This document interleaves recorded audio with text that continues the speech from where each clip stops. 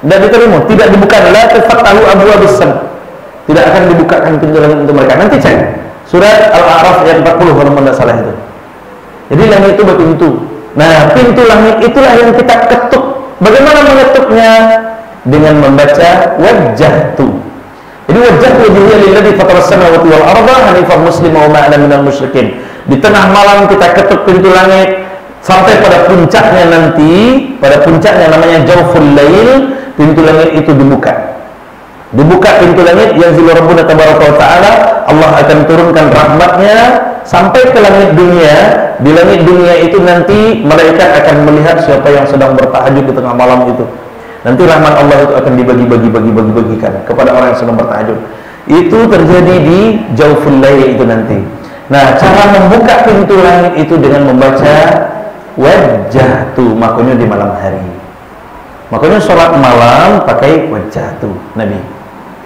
Nah, jadi kalau hafal jawab kedua-duanya, usahakan pakai kedua-duanya supaya lebih dapat kita nilai plus dari sholat yang kita kerjakan itu. Oke, ada pertanyaan?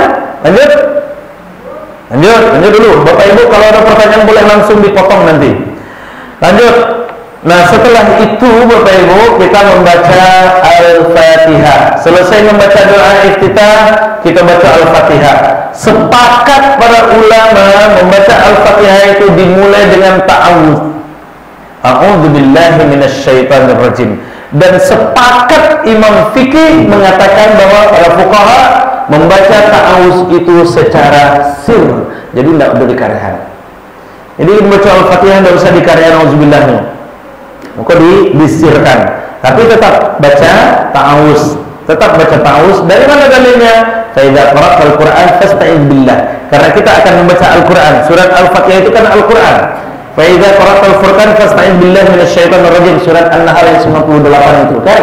Kalau kamu hendak membaca Al-Qur'an maka baca auzubillah, berta'awudz dulu. A'udzubillahi minasyaitonir rajim. Maka sebelum baca Al-Fatihah itu orang membaca ta'awudz dulu dan itu disirkan. Setelah baca ta'awudz nanti baru membaca bismillah. Nah, bismillah ini baru timbul perbedaan pendapat. Baru muncul perbedaan pendapat. Perbedaannya di mana? Adalah kemudian Bapak Ibu dari 4 imam mazhab ini, pertama Imam Abu Hanifah yang paling tua. Imam Abu Hanifah, kita singkat saja ambil inti produk hukum mereka. Imam Abu Hanifah membaca bismillah secara sir.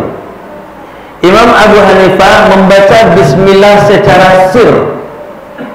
Dan itu dibaca hanya di rakaat pertama saja. Jadi walaupun membaca Al-Fatihah itu 3 kali maghrib atau 4 kali isya, di rakaat pertama saja yang dibaca bismillahnya. Rakaat kedua, 3 tidak lagi, 4 tidak lagi. Nah, itu dia. Itu pertama. Yang kedua Imam Malik. Imam Malik tidak membaca bismillah sama sekali Bapak Ibu. Jadi kalau ada yang tidak baca bismillah berarti ikut mazhabnya Maliki. Yang ketiga Imam Asy-Syafi'i. Imam Asy-Syafi'i membaca bismillah di setiap membaca Al-Fatihah. Jadi kalau sampai rakaat, sampai kali Al-Fatihahnya, sampai kali bismillahnya. Dan Imam Asy-Syafi'i membaca bismillah dengan jahar. Bismillahirrahmanirrahim. Dikarehan bismillahnya. Setiap baca Al-Fatihah, dikarehan bismillahnya. Kalau yang bagian yang kareh, kalau bagian yang sirnya, sirkannya. Yang keempat Imam Hambali, Imam Ahmad bin Hanbal.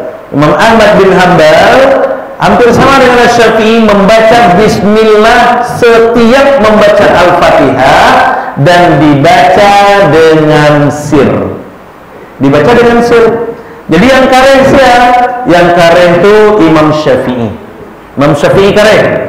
Imam Hambali sir. Imam Malik tidak baca. Imam Hanafi hanya 1 kali di rakaat pertama dan itu dibaca sir. Nah, jadi yang karya itu cuma 1, Imam Asy-Syafi'i, Imam Syafi'i. Maka Bapak Ibu, keempat pendapat ini benar dan tidak boleh saling menyalahkan, dan mereka tidak saling menyalahkan. Imam Ahmad bin Hanbal berguru langsung kepada Imam Asy-Syafi'i. Mereka berbeda pendapat. Imam Hambali berbeda di gurunya. Guru ambo ia membaca kareh, ambo nak baca kareh, doang membaca lunak sini katanya kan. Beda. Tapi apakah Imam Syafi'i marah-marah kepada Imam Hambali? Aku kurang ajar dengan jangan kareh hang baca lembek-lembek di sini kan tak ada Bapak Ibu. Nah, ada marah dia. Dia menghargai karena itu pendapatnya, dan pendapatnya itu berdasar. Pendapatnya itu berdasar karena Nabi memang tidak membaca bismillah dengan jahar. Nabi itu tidak membaca bismillah dengan jahar. Dari mana dalilnya?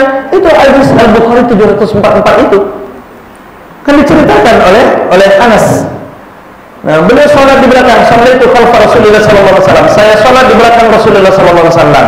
Lalu kemudian Rasulullah bertakbir, setelah itu beliau diam, setelah itu beliau membaca Al-Fatihah, dan Al-Fatihahnya langsung Alhamdulillahirabbil alamin Ar-Rahmanir Rahim dan seterusnya itu. Jadi tidak ada bismillah keras-keras. Jadi tidak ada bismillah keras-keras. Nah, jadi itu yang diceritakan oleh Anas. Nah, itulah yang kemudian dipakai oleh Imam Hambali. Apakah Imam Hambali salah? Tidak. Tidak, karena dia mengikut Nabi. Dia mengikut Nabi. Nah, makanya Imam Syafi'i pun tidak akan marah-marah.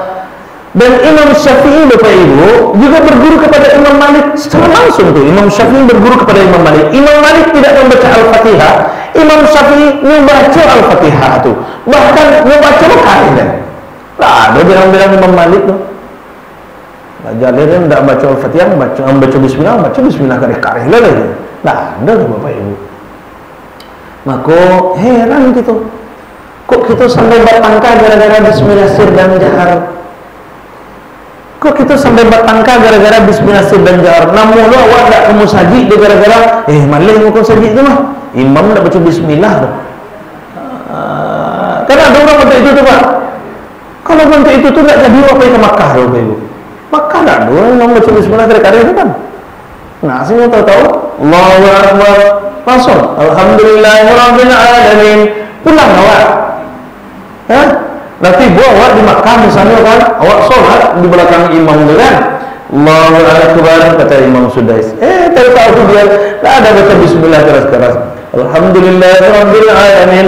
Kacau imam ni mah. Pulang saya awak lihat ke tanah air lihat. Tak jadi tu. Awak kan kacau suasana tu. Rugi dong.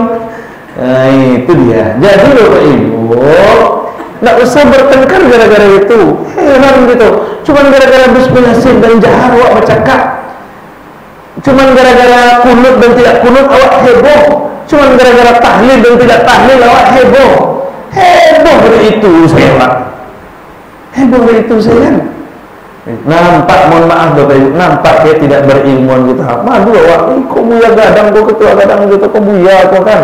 Pasal yuk orang heboh di masjid raya Parakakah. Heboh imam nak baca bismillah kau kena tangan dari jemaah. Kacau Bapak Ibu, rusak kamu biar kadang wak. Jangan sampai itu terjadi. Nah, berilmu. Jadi kok dapat dakwah imam yang membaca bismillah jahar, dah nikmati saja. Kok dapat dakwah imam yang baca bismillah nasir, dah ikuti saja. Kedua-duanya benar. Yang tak benar tu yang tak solat. Yang tak solat dia lah betul terus. Jadi ikuti, karena insya Allah kedua-duanya benar. Kedua-duanya benar.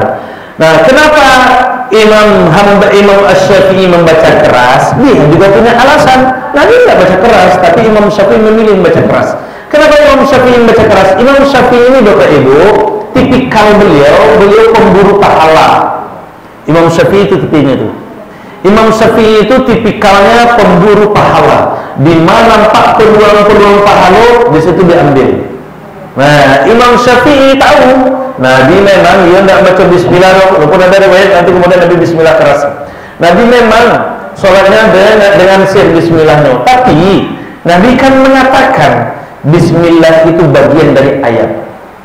Waktu bismillah turun kan, waktu ayat bismillah itu turun, ketika ditanya oleh Abdullah itu kan, ya Rasulullah, bagaimana kita memisahkan satu surat dengan surat berikutnya? Lah banyak kok ayat-ayat turun, baca ulun memisahkannya.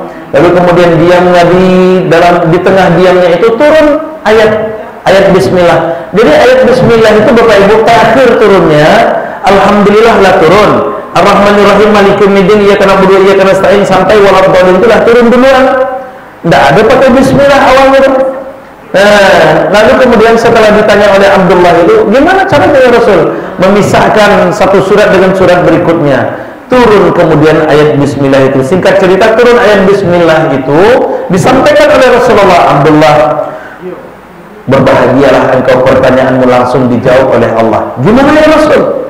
Untuk memisahkan satu surat dengan surat berikutnya, kalimatnya Bismillahirrahmanirrahim. Dan Bismillahirrahmanirrahim ini menjadi ayat pertama di surat Al-Fatihah. Begitu kata Rasulullah. Bismillahirrahmanirrahim ini menjadi ayat pertama di surat Al-Fatihah. Nah, makanya alhamdulillah turun menjadi ayat kedua. Awalnya ayat pertama itu Bapak Ibu, alhamdulillah itu. Alhamdulillah ayat pertama, lalu kemudian turun surat yang bismillah, ayat bismillah itu, maka alhamdulillah jadi ayat kedua. Nah, tetap Nabi tidak membaca dengan keras. Nah, di sini cerdasnya si Imam Asy-Syafi'i. Itu apa kata Imam Asy-Syafi'i? Nabi benar tidak membaca keras, tapi kan ada ayat Al-Qur'an. Apa kata ayat Al-Quran? Kalau kamu baca ayat, maka satu ayat itu nilainya 10 kebaikan. Itu. Kalau kamu baca Al-Quran, satu ayat, satu huruf itu nilainya 10 kebaikan. Ya, di surat Tirmizi itu. Nah, jadi Bismillahirrahmanirrahim baru hurufnya 9 kali, berarti 190. Kemudian ada hadis lagi. Apa kata Rasulullah? Kalau kamu melakukan suatu kebaikan, diikuti kebaikan itu oleh orang lain, maka kamu dapat pahala. Pahala dari orang yang mengikuti. Kamu dapat pahala, orang yang mengikuti itu dapat pahala. Kamu juga dapat pahala tambahan ketika ada orang yang mengikutimu. Pahala tambahan kamu itu sama dengan pahala orang yang mengikuti. Misal, kamu membaca Bismillahirrahmanirrahim, kamu dapat pahala 190 kebaikan. Karena mau membaca bismillah itu tadangan ada Bapak Ibu. Bapak Ibu ikut pula membaca Bismillahirrahmanirrahim. Nah, Bapak Ibu dapat pahala 190 kebaikan. Kamu dapat bonus dari Bapak Ibu tanpa mengurangi jatah Bapak Ibu. Masing-masing Bapak Ibu baca 190. Barang banyak yang mau dapat itu kan? Kalian salah tuh. Nah, itu yang dibayangkan oleh Imam Syafi'i. Kalau kita membaca diikuti oleh sekian banyak orang, kita akan dapat pahala tambahan. Nah, dan Nabi tidak pernah melarang kita membaca bismillah dengan jahar. Maka apa salahnya kita baca dengan jahar, kata Imam Syafi'i? Maka saya putuskan dalam mazhab saya akan membaca bismillah dengan jahar. Makanya Imam Syafi'i, mazhab Syafi'i itu bismillahnya jahar. Salahkah Imam Syafi'i karena Nabi membaca sir Imam Syafi'i jahar? Tidak salah. Jadi Imam Syafi'i tidak salah, kemudian Imam Hambali tidak salah, Imam Malik dan Imam Abu Hanifah juga benar, dan mereka tidak saling menyalahkan. Keempat-empatnya benar. Maka kepada siapapun yang mengikuti salah satu dari 4 pendapat imam mazhab ini, insya Allah benar. Insya Allah benar. Maka jangan saling menyalahkan. Jangan saling menyalahkan. Gitu dia. Oke Bapak Ibu. Nah, lanjut. Setelah itu, setelah baca Al-Fatihah, baru masuk. Baru imam kemudian nanti kalau kita sholat bagaimana, imam membaca alhamdulillahnya. Secara membaca bismillah, bismillahnya terserah imam salah, mau sir mau jahat, ikuti saya. Jangan sampai saya mulut itu deh gara-gara itu. Ikuti saja, ikuti. Dan insya Allah sholat kita tetap sah. Nah, baru kemudian nanti imam membaca alhamdulillah, alhamdulillahirabbil alamin. Kita sebagai makmum bagaimana? Ikuti. Bagaimana mengikutinya? Simak bacaan imam. Bagaimana menyimaknya? Ada 2 cara. Pertama, menyimak dan mengikuti dalam hati. Alhamdulillahirabbil alamin. Awak ngamik di belakang tapi baca dalam hati. Itu yang pertama. Yang kedua, ikuti dengar dan ikuti dengan gerak bibir. Jadi orang kami itu di belakang, Alhamdulillahirabbil alamin. Nah, gitu. Pak umat kami itu di belakang membaca apa yang dibaca imam itu diikuti sampai nanti ghairil maghdubi alaihim waladdallin. Idza ta'ammana al-imam fa'aminu, kata Rasulullah. Kalau imam mengaminkan maka aminkan sama-sama. Jadi kita aminkan sama-sama. Nah, cuman bedanya yang perempuan tanpa bersuara tapi tetap baca amin. Perempuan tanpa bersuara, yang laki-laki dengan bersuara. Jadi kalau yang laki-laki jangan malu-malu. Imam mengaminkan, awak aminkan bersama-sama. Karena ketika kita mengaminkan, imam mengaminkan, awak mengaminkan, malaikat pun ikut mengaminkan, itu luar biasa, Bapak Ibu. Itu luar biasa. Itu dia. Oke? Ketika kita mengikuti bacaan imam, maka kita sebenarnya sudah terhitung nanti membaca Al-Fatihah. Perkara setelah itu, apakah kita harus baca Al-Fatihah lagi atau tidak? Nanti kita bahas pada pertemuan berikutnya, insyaallah. Oke, Ibu? Nah, ada pertanyaan? Silakan, Pak.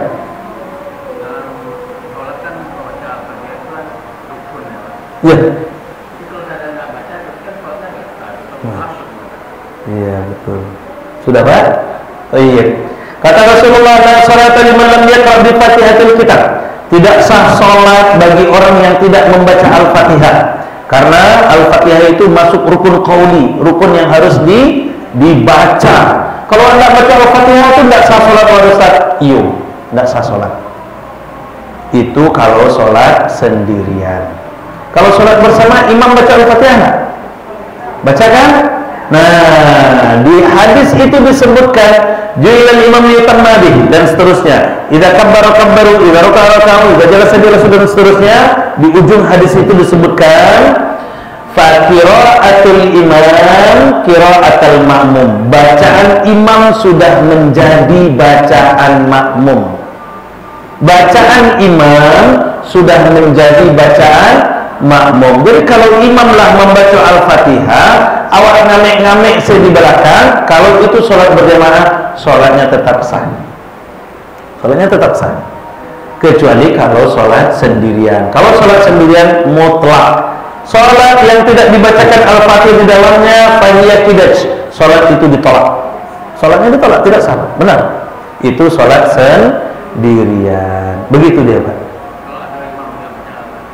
Kalau imam membaca Al-Fatihah berarti kita sudah lepas sebenarnya. Oh, maafal. Harus mengulang. Tapi imam selama itu tidak pernah baca Al-Fatihah kadang-kadang. Yang dibaca imam itu Alhamdulillahirabbil alamin, bukan Al-Fatihah yang dibaca kan? Ya, Pak. Bukan Al-Fatihah yang dibaca oleh imam itu. Yang dibaca itu Alhamdulillah. Yang apa? Sampai waladdallin. Nah, itu dia. Ya, Pak? Ada baca imam. Nah, kalau Al-Fatihah dibaca di imam itu enggak tahu saudara. Ya. Allahumma ba'in baini wa baina khataayaaya. Terakhir begitu Al-Fatihah baca imam. Oh, kalau salatnya Ibu. Ya, silakan, Pak. Bagaimana bagi yang duduk salatnya? Salat? Berjemaah duduk. Di kursi. Ya. Padahal dia bisa berjalan, bisa berjalan. Berjalan kalau kira-kira pas sholatnya duduk. Nah, ini cari lawan itu Bapak. Jadi Bapak Ibu, nanti kita akan ada bahasan tertentu, bahasan tersendiri, itu namanya sholat ahlul a'dzar namanya. Sholat orang yang punya uzur. Nah, di sholat ahlul a'dzar itu ada 3 itu. Ada sholatul marid, sholat orang yang sakit. Ada sholatul safar, sholat orang yang dalam keadaan perjalanan. Ada sholatul khauf, sholat orang dalam kekhawatiran tingkat tinggi seperti kayak di Palestina itu. Nah, nanti kita akan bahas itu, Pak. Cuman mau sampaikan, untuk sholat wajib, Bapak Ibu, untuk sholat wajib dia beda dengan sholat sunnah. Sholat wajib menunaikan rukun itu wajib, karena rukun itu hak yang harus ditunaikan. Di dalam sholat wajib tidak boleh Kita sanggup berdiri, tapi kita langsung memilih duduk, maka dalam sholat wajib tidak boleh. Kalau dalam sholat sunat boleh. Kalau dalam sholat sunat boleh, tapi dalam sholat wajib tidak boleh. Nanti, ya silakan Pak. Ini kan kita ada sholat Islam pada Pak. Jadi ketika baca doa kan sir dijelaskan Ustaz. Ya, sir. Kalau membaca alhamdulillahnya. Iya. Habisnya doa berikutnya kan nggak dikenal kita sebagai makmum.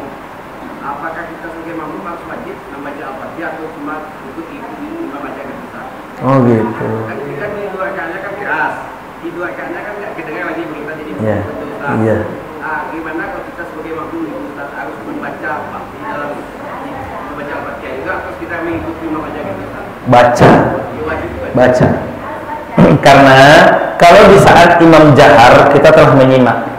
Kita menyimak itu ketika kita menyimak bacaan imam, kita ikuti dengan hati atau dengan gerak bibir, berarti kita sudah terhitung membaca itu, Pak. Sudah aman sebenarnya. Tapi ketika sir, maka sebaiknya baca. Baca. Nah, supaya lebih aman. Ya, itu dia. Atau Bapak Ibu, dah cukup dulu. Untuk sementara kita cukupkan sampai di sini. Mudah-mudahan ada manfaatnya sampai Al-Fatihah. Bulan besok mau tanya balik. Kalau enggak dapet dia mau pulang ini. Iya bro. Nah, tonton nanti YouTube-nya supaya bisa diulang-ulang. Kan tanya dulu atau sedih. Sebelum pulang minum tadi dulu kan. Masih ada.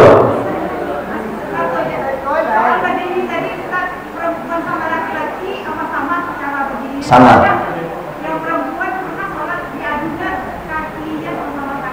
Itu lebih bagus. Batas aurat gimana Ustaz? Yang perempuan ada yang nampak tangannya katanya boleh gitu. Padahal aurat yang perempuan ini kan cuma telapak tangan sama. Iya, muka dan telapak tangan. Telapak tangan itu masuk punggung tangan. Jadi sampai ke sini. Kalau ini terbuka, yang ininya gimana? Boleh. Boleh. Oh, pergelangan tangan enggak lagi, dia sampai di sini. Yang kafun itu sampai di sini dia. Maka tutupnya sampai di sini, boleh. Ya, Bu? Boleh. Pakai kaos kaki, boleh, kan dia nutup. Nutup, boleh. Jadi awak misalnya telapung enggak ada misalnya kan, awak pakai baju nutupi aurat, pakai kaos kaki, sholat lagi boleh kok. Yang pakai telapung itu kan cuma awak nih Bapak Ibu. Awak Indonesia, Malaysia, Singapura, Brunei. Orang-orang luar itu enggak ada pakai telapung.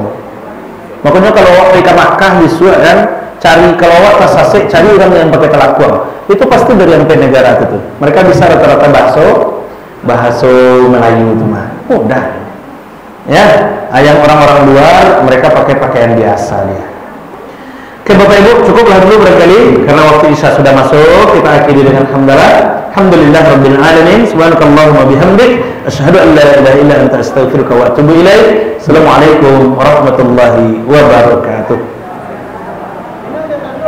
Masyaallah.